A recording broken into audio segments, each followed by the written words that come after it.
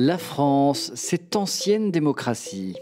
Pour tenter de vous faire taire, il y a actuellement un projet de loi visant à renforcer la lutte contre les dérives sectaires et à améliorer l'accompagnement des victimes. Ouais, je sais, comme ça sur le papier, ça a l'air d'être trop bien pour les victimes. Voici ce qu'on nous dit. Le projet de loi entend répondre à la hausse préoccupante des dérives sectaires, en particulier des dérives thérapeutiques. Thérapeutiques, médicaments, Big Pharma, tu vois ce que je veux dire ?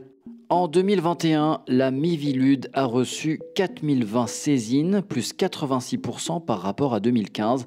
Un quart environ de ces saisines concernaient la santé. Mais tu te dis, mais c'est quoi la Miviludes ?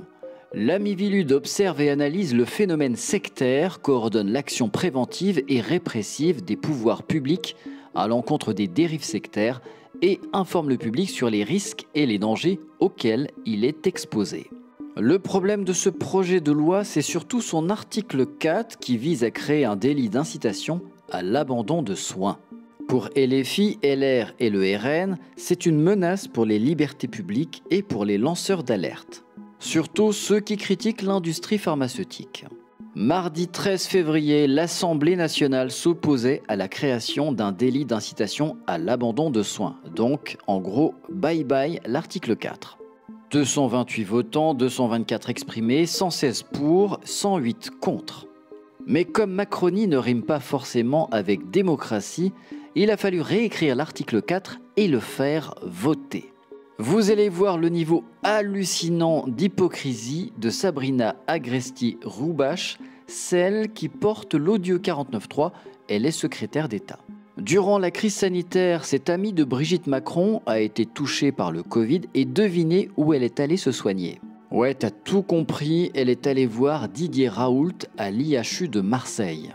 Voici ce qu'elle disait, on a été formidablement pris en charge par les services de Didier Raoult à l'IHU.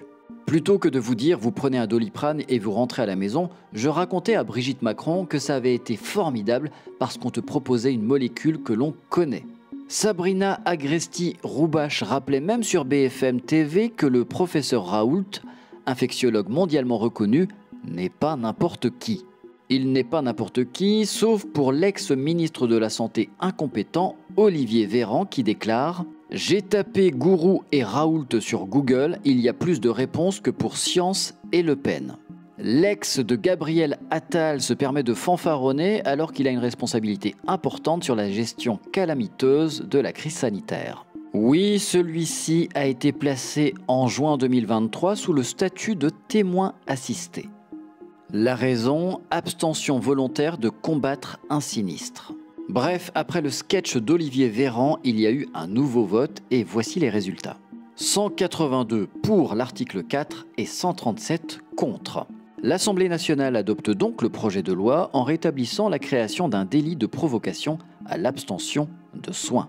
On risque 1 an d'emprisonnement et 30 000 € d'amende, des peines portées à 3 ans d'emprisonnement et 45 000 € d'amende quand la provocation a été suivie des faits. Si vous voulez savoir comment ont voté vos députés, rendez-vous sur le site de l'Assemblée nationale. Renaissance, la Macronie, pas de surprise, 171 membres, 118 pour. Rassemblement national, 88 membres, contre 63, dommage, il en manquait.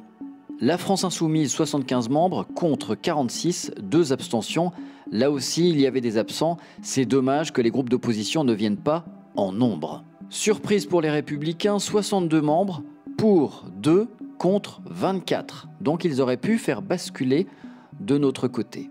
Modem 50 membres, pour 24, abstention 1, non-votant 1. Bah alors Bayrou, tu voulais pas te venger de Macron ? Les nouveaux traîtres, les socialistes 31 membres, pour 19, abstention 1. Horizon, le groupe d'Édouard Philippe 28 membres, pour 12, abstention 1, non-votant 2. Gauche démocrate 22 membres, abstention 6. Le groupe Lyotte 22 membres, j'étais un petit peu déçu parce qu'ils étaient très actifs durant la crise sanitaire. Contre 1, abstention 6. Et enfin non inscrit 5, contre 2, Dupont-Aignan et Emmanuel Ménard. Tout n'est pas foutu, en effet le Sénat doit voter cette loi qui devra repasser à l'Assemblée nationale. Suspense.